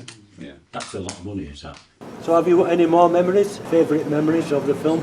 Eigentlich, es ist halt so gewesen, dass wir von der Einkleidung bis nach Fronten immer begleitet worden sind und es sind verschiedene Szenen gemacht worden, wo dann im Film nicht mehr gekommen sind. Ich habe den Film bestimmt 4-5 Mal angeschaut und es sind einige Szenen einfach gestrichen worden. Das ist meine Szene, wo ich noch erkenntlich mich gesehen habe, ist eigentlich die Verfolgungsjagd von Steve McQueen von Fronten Richtung Hopfen. Und da sind wir mit dieser Beiwagenmaschine, haben wir da eine Verfolgung gemacht. Ja. Das ist eigentlich diese Szene, die eigentlich noch im Film gekommen ist. Die anderen Szenen, zum Beispiel Judenverfolgung in Steinrumpel oben, das ist alles gestrichen. When he had done the film, did he have any ambitions to make more films? Nein, eigentlich nicht, weil es war zwar ein sehr starkes Erlebnis, das ist ganz klar als junger Mensch, aber es hat sich dann sehr schnell verflüchtigt. Wo man dann den Film wieder gesehen hat, dann ist es eigentlich irgendwo im Hintergedanken kommen, das wäre vielleicht auch was gewesen, Schauspieler zu werden und nicht Architekt. Aber gut, aber am Anfang nicht. Am Anfang als junger Mensch hat man eigentlich nur gesehen, dass das ein tolles Event war, diese 4 Tage. Und viel Geld. When did Wolfgang or you or other people begin to realise how famous the film was? Because it became, as I've said to other people, it's in the top 5 most famous films of all time. And it's been seen on television and film cinemas more than any other film. After the film was finished, when did it become known in Germany? Because it wasn't straight away. 15 bis 20 Jahre später, bestimmt. The first time I came here was end of 2001. And me and 2 friends went to the Sonne Hotel in Fusen. Sonne Hotel? Sonne Hotel, yeah. And we went to meet Andreas Schauerte. She was the sub-editor of the newspaper. But that's another story. But we went into the hotel, we booked in the hotel, and she gave us our tickets for our room, and I said, excuse me. I said, excuse me, love, but that's just an English phrase. I said, excuse me, but do you know that Fusen was the host to one of the most famous films ever made? And she said, I do not know what you are talking about. And that was somebody who lived in Fusen. But then it's become more famous over the years. Yeah. But as I said, I've been coming here for 12, 13 years, and it's just been wonderful meeting all these people, all the countryside beautiful, doing interviews at home and that. Yes. It's been really good. Yeah. And I'm very pleased to have met Wolfgang and his darling daughter. Well, thank you very much. I sent an email to the owner of the hotel, Mikell Steinacher, the Gottelwert Hotel, asking if he had any idea of what had been going on back in '62. No, he said he hadn't a clue. He said his father was a 10 at the time, had no idea, and his grandparents had both died, so no way. However, he still had the visitors book from the 27th September 1962. What? Couldn't believe it. Amazing. And he sent me an email, a copy. I'd never seen anything like it. It was absolutely fantastic. On it were the autographs of 4 stuntmen, one of them being Bud Eakins. Incredible. Bud Eakins, McQueen's very good friend, did the famous motorbike jump over the fence. I just couldn't believe my luck, seeing this actual page that nobody had a clue about. It was incredible. Bud Eakins, Chuck Haywood, Roy Jensen and Roy Signer. All those names are on the cast list of IMDb. That's brilliant for information, is that. I couldn't make out any more names on the page. Maybe somebody speaks German or in Germany will be able to do it. This bit here, where they've drawn the tunnel, it's obviously these people who stayed here have obviously some big connection with film. But that tunnel there is absolutely amazing. You can see it. Signer, Bud Eakins, Steve McQueen's best friend.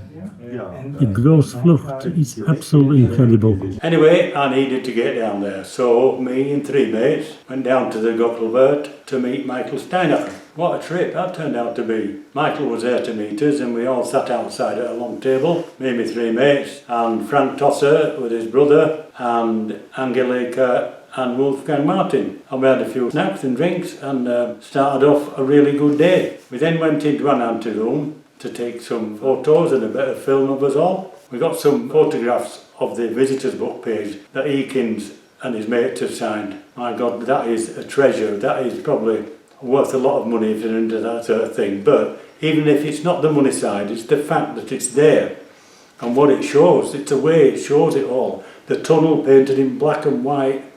Marvellous. I brought a large photo of Bud Eakins, in fact 1 or 2, and put them on my mates' faces. Anyway, I left one at the hotel. We had 2 twin rooms for me and my mates. When they went to pay in the morning, they wouldn't take a penny. Not a penny for anything. The rooms, the meals, the food, the snacks, the beers. It was absolutely fantastic. So they're going to get a big mention in this film when it's finished. From there we went up to the Hotel Christine, which we've used a lot of the times over the years. And Timo, the son of the proprietors, he lent me a push bike so that I could pedal exactly where Coburn did in the film, with my flat cap on and my Coburn mask, pedalling down the lane with Simon on the camera. So that was just a bit of fun, so that was good. But I'd forgotten I'd done the same thing with John Leyton, must have been 12 or 15 years earlier when he were down there.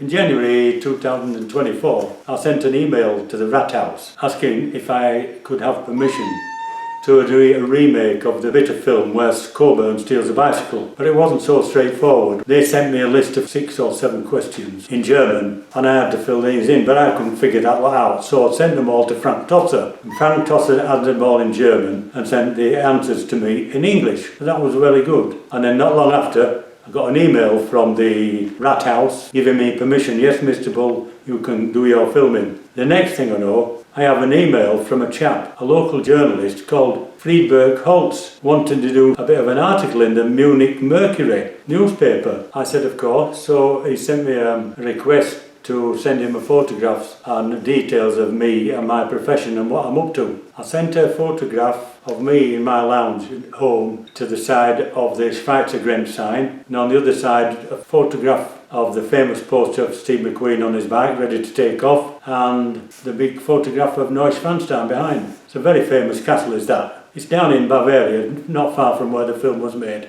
In fact, you see it for a couple of seconds when Garner and Pleasance are flying the aeroplane over to that area. Friedberg was very pleased with it because it told him everything what I was up to, and that's all he wanted. The actual escape was done on March 24th, 1944, and that's the day that me and my mates set off from home to drive down to Markschwaben to do a reshoot of the bit of the film where Coburn steals the bicycle. Friedberg was very excited, and he knew 2 blokes who had push bikes from that area, both very old push bikes, so that was very good. Frank Tosser provided us with a large suitcase to sit on the back of Coburn's bike. What a laugh that turned out to be, but it'll all come out in the film.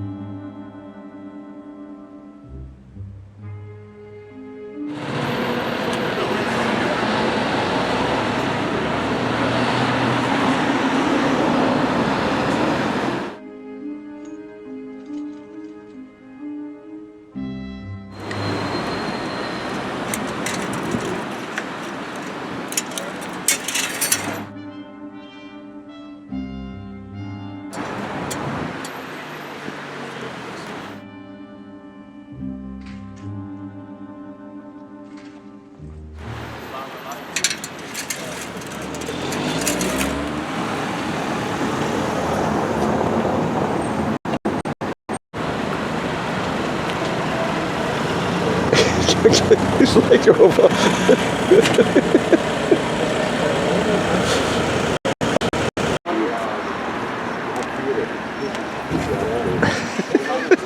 Bloody leg, that's all.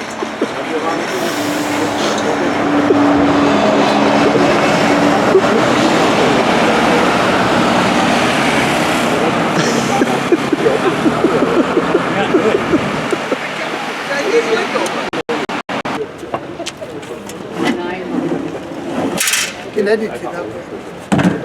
Hang on, Molly. Don't move.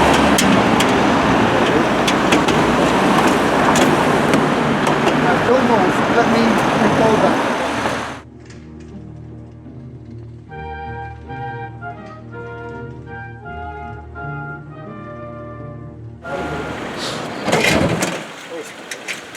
I'll get the suitcase for this. Fried sent me a copy of the article that he'd done in the newspaper. It was all in German with the 3 very good photographs. Did you all get to know each other? Did you all become mates, you 3, at the time? Did you? Well, you have a good interaction? No, I mean, I was friendlier with Nigel Stock and Robert Desmond and that mob down there, because I'd worked with Nigel before. But no, I was so busy tearing around having a good time, quite frankly. I had a girlfriend in England who came over, who drove up from France once or twice, whatever. I was too busy having a good time with the ladies rather than sodding around talking to these hairy buggers. Yeah. You know. I think we went up. We went to Liechtenstein. We went in this old Volkswagen, And I think I went out with old Nigel once or twice. We went and found various places. No, I don't think anybody was particularly friendly. No. Really, you're getting on with it, really, and enjoying life, you know. It was just too wonderful. I mean, there was so much in Munich then, wasn't there? You know, and a few bob in our pockets. My goodness gracious! Yeah. And when you went to Schwabing, it was What a lovely. lovely place! It was a student quarter, and it was really buzzing. It was absolutely. I mean, you just couldn't go wrong. You know, Yeah. if you didn't have any teeth and only one ear, you couldn't have gone wrong. I had a flat in Schwabing. It was right in the middle of Is that what you did, you rascal? Yeah. Well, you never told me that bit. No, it was actually Charlie Bronson found the flat. Well, it was found for Charlie Bronson, and he had a look at it, and he decided that he would stay in the hotel because his wife I don't know what he was married, and his wife, his then wife, was going to come over. And he felt she'd be more comfortable in this hotel. She was. So I grabbed his flat. Going on. I grabbed his flat, and She was great. and I saw a lot of Charlie to begin with. He'd call me up and say, there was this restaurant, Bon Auberge, wasn't it? Yeah. La Bon Auberge. I'm going to the Bon Auberge tonight. Be there, John. And I said, Yeah. yeah, okay, Charlie, yeah, all right.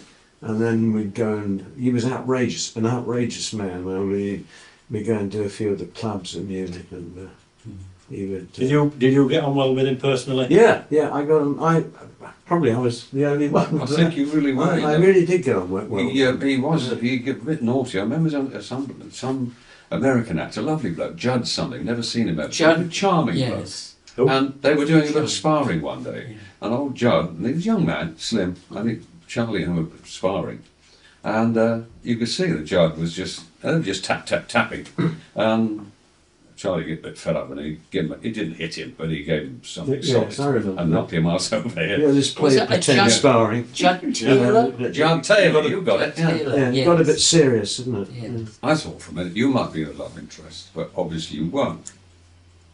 With who? You could be what? I think you must have been friends with him. What did he say? But it was. I mean, he really took a shine to you, didn't he? Charlie? Yeah. Oh, I see. You had a lot of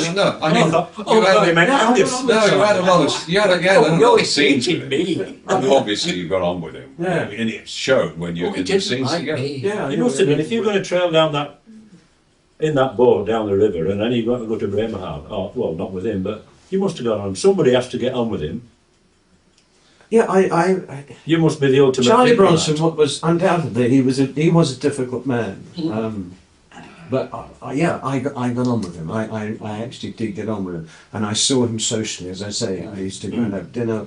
We used to go out to dinner. We used to go to nightclubs together, and we were mates. Yeah. But yeah, he was a difficult man. Did you ever see any of these people since making the film? Have I seen any of them? Yeah. Well, I went over to Hollywood not long after that on a film called Von Ryan's Express, a Frank Sinatra film. Yeah. And yes, I did. I saw a bit of Charlie Bronson over there, and I went up to Steve's house. Didn't he live at the other side of the garden to James Garner, Steve McQueen? I'm sure I read that in his book. I don't know. I know he had a. Because he was nice a house piss out of him. overlooking. I think it was in the valley, San Fernando Valley, overlooking up in the hills. There was a nice house. I think he lived very near to Garner. I went to Garner's house. Garner was a golfer. He was a very good golfer. He played off about 8, and I went to see James Garner in Hollywood, and I went into his house, and he has a sort of den in his house, and all around the wall were these L-shaped golf clubs with the name of the course underneath. And I said to him, what are all these bent golf clubs doing around the wall? And he said, to remind me what an idiot I've been, he said, because I'm a bit short-tempered on the golf course, and I wrap them around the trees when I hit a bad shot, so I put them on the wall to remind me what an idiot I've been. It's quite funny, I thought. Oh yeah, I liked Garner. He was a nice man, wasn't he? Yeah, he was very generous, Yeah, very nice man. Coburn and McQueen were quite close. Those young listeners to jazz and all the rest, so they were quite close. They were very close. And that was nice. Well, James Cohn was a lovely bloke. You seem to have more of a similar temperament, those two. Quiet, more body language and less words. Just as one last question, Ian. What's your, have you any long-lasting memories of what? Of the making the Great Escape? Anything stick out in your mind particularly? Well, the movie is so much wonderful that it's very difficult to do that. I suppose I must say, because of my experience, that the climbing the wall. Yeah. But that was just a part. I'd begun at that point to build and build and build every time I came on. Yeah. And the public, well, hopefully, the public came to know that I would do it this way, Yeah. some way. And the Great Escape was very important. But they don't come in every parcel of goodies. Yeah. It doesn't happen for all that time, you know. But you still got the scars there, that's where you were shot. You've got the shrapnel on your back. What about you, John? What's your favourite memory? My favourite memory is Angus getting shot. It's mine as well, so that same thing I was going to ask. Well, that's that sort. What about punching bronze? Been looking forward to it for Sorry, years. what about punching bronze? Oh, punching. You never punching Yes, bronze? I forgot about You that. had to punch bronze. Well, you try to calm him down, didn't you? Calm him down. I'd have used a machine gun if I'd been. Was it a slap or a punch? It was a punch. I don't take a punch. And he said, if you hit me, I'll kill you. And he meant it. Because you know, the camera's here, so you can miss but out here. But and then like that, you don't do it that way. No, whatever. what was it like then to literally strike you? To what? To? Is this Charlie? Yeah. And You then- remember in the film, Charlie gets claustrophobic, Yeah. doesn't he? Yes, And he yeah. says, I've got to get out, I've got to get out. And I try to stop him, and still he wants to go, and I throw him against the hut. And still he wants to go, and I'm like that. And he said to me, just before we took that shot, if you touch me, I'll kill you.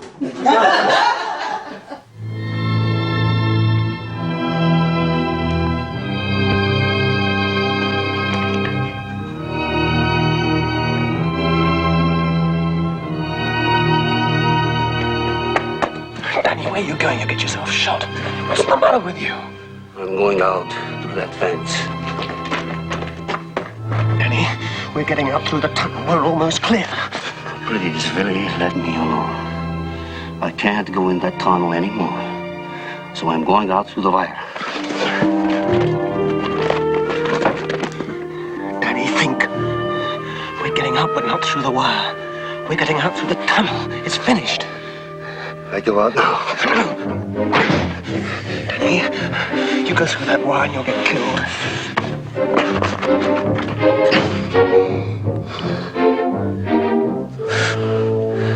Don't do that. Billy, since I was a boy, I hate and feared little rooms, closets, caves. Danny, you dug 17 tunnels, over 17 tunnels. Because I must get out. I hide the fear, and I dig. But tomorrow night in the tunnel with all those men, I'm afraid maybe this time I will lose my head and ruin the escape for everybody. So I go now.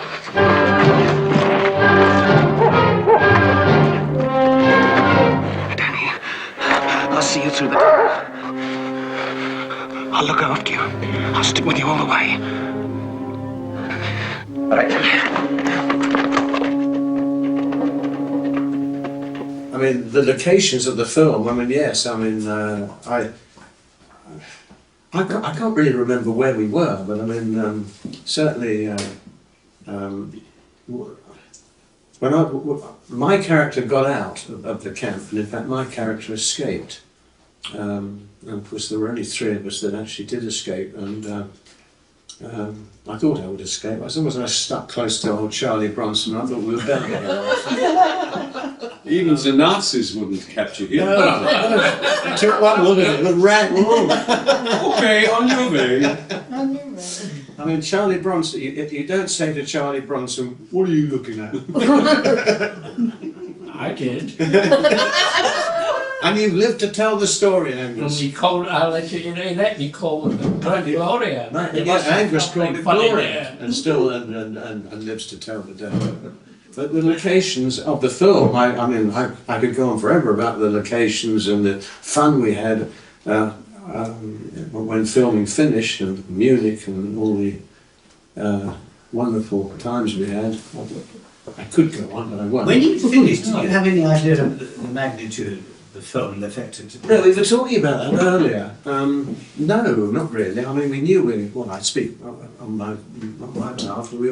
We knew we were making a pretty big movie, but the stars, Steve McQueen and Charles Bronson and James Coburn, well, certainly James Coburn and Charles Bronson, they weren't really that well known at that time.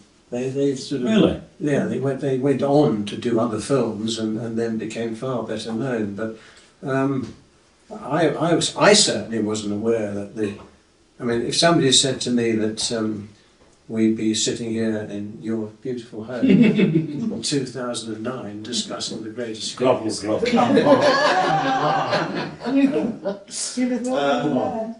would have said, well, I would be amazed. I didn't think it was going to be anything because I'd seen the black and white British version of the same story with old Nigel Stoppinger. And I remembered it. I said, well, this sounds familiar. So I did have a glance at the script now and again. So it's the same bloody story of these blokes that get out and get shot, whatever. So I assumed, it's just an American film and they'll be shown in America, showing the Americans save the day, because there were no Americans in that escape. There was one involved in the escape committee, but the Germans moved him about 2 weeks before they actually made the move, so there weren't any Americans. So I assumed it was just going to be a film for the American market. I think you did, didn't you? Yeah, oh yeah, I think we all thought that way. They Precise. even say in Germany, in England, the films are very true, exact. Right. Are they? Really? If you see one film made by the Americans, the English film was much better. It wasn't so over-decorated. You're right. I find, and I saw the same film or a similar film also from Jane Austen made by Americans, and it was You're right. over-decorated. It's too flowered. It's too. The only the gadgets are there by the Americans. Hollywood. Yes. Yeah, by the way, I would like to mention something. They overlooked one very important character in the story. There was a Lithuanian prisoner of war as well. I didn't know that. I didn't know the story. I thought actually it was, fiction, all that, because there were so many prisoners of war. But there was one. And because last week, as a matter of fact, I'd spoken to a publisher in Lithuania about my written word. And I then somehow came up the Great Escape. He said, yes, of course we know, because a Lithuanian was shot there. And I believe it's true. And his name was Romualdas, I've forgotten his. Malenkus, yeah, Romuald Malenkus. And it is a fact because he was flying a Royal Air Force fighter plane, I think. Mm-hmm. And he was shot down a couple of times and he always escaped. And the third time he didn't escape, he was taking a prisoner of war, and he was in the same prison camp as Steve McQueen and the others. Yeah. And he escaped one of the bunch of people, and he was caught and he was shot with the other men. Yeah. So the Lithuanian should have been mentioned as a genuine character. It could have been in the film. It could have been mentioned, because the part of the film where they take all those wagon loads of soldiers and shoot them, it does actually happen in the real life. David, we Americans, I love America, and we are in bed with America. Yeah. But, they want to make the world think that they won the war single-handedly. And only the Americans escaped from that prison. Yeah. Well, that's total rubbish. They were British, only British prisoners of war, as far as I know. Yeah. Another enigma. Well, they have their version of that, don't they? You know, I mean, they claim that they have broken the German code. So maybe, and what's total lie. You know, I think when it comes to historical facts like that, I think it's a bit naughty of the Americans to claim credits like that. Yeah. When they were, will never be admitted now to America. The pre-production for The Great Escape, when they were deciding where to do it, if it had been up to MGM, they would have done it in California, in the mountains. But certain people insisted, no, we want it done in Germany. And the fact that they took it to Germany and did it where it was done, in Fusen, in the town and around Fusen, is just breathtaking scenery. So it was really good that it was done there. It was a very nice locale and not too far from Munich. Yeah. What sort of a chap was Sturgis, John Sturgis? Was he like a martinet? Was he a strict disciplinarian or what? He was a very nice man. Very nice. Yeah. Had you met him before? No. Was he a nice chap? Oh yes. Bit of a tyrant? No, not at all. It depends how you behave towards them. You know, he wasn't a tyrant at all, but I think he could be. Yes. Or could have been, because I think he's not with us anymore. I remember going to the premiere of The Great Escape in Leicester Square. Was it a good premiere? Was it a good premiere? Yes, it did. We had a pipe band and the whole lot. Really? They did it all for us. And you went in, I saw John Sturgis, and I said, "Sir, it was marvellous." Did you? He said, "Angus, it used to be John." I said, "Well, yes, but tonight it's Sir." Nothing wrong with his spectacles. And that. Well, he's searching to making another film very shortly. Well, I got mine. I got Siegfried Friedrich. That's right. He was a lovely man. He was a nice man. Hi there. This is just an addendum to the film. In June 2025, Achim Hollfelder, the owner of the small hotel where the stars of the film stayed in 1962, has passed away.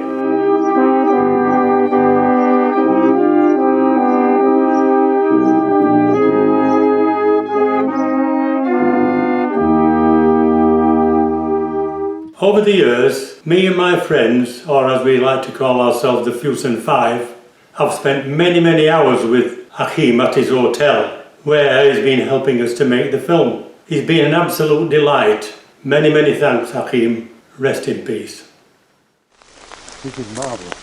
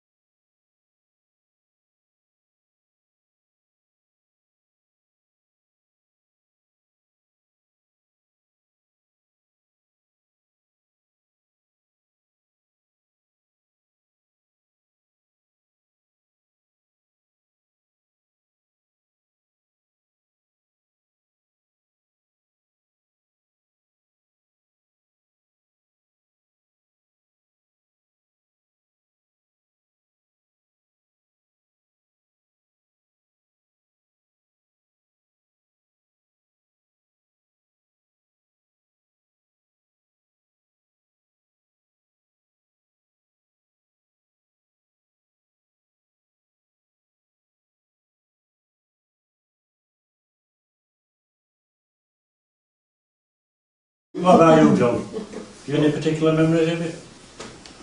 Where do I begin? I